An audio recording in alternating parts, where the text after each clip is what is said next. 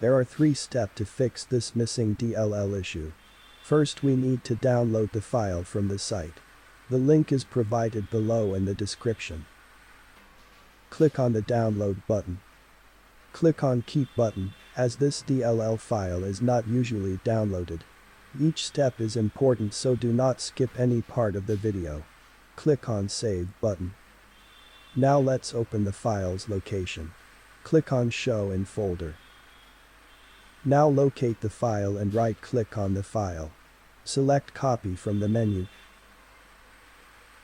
Now, click on C drive.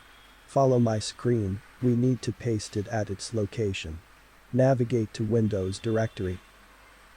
Now, here, on this screen, we need to search for System32 directory. Open it. So this is a location for the file. So just right-click on a blank area and select paste. Click continue when asked. Now right-click on taskbar and select Task Manager. This is going to be important step. Click on File. Select Run New Task. Then click on Browse button. Now, follow my screen. Again, move to C folder.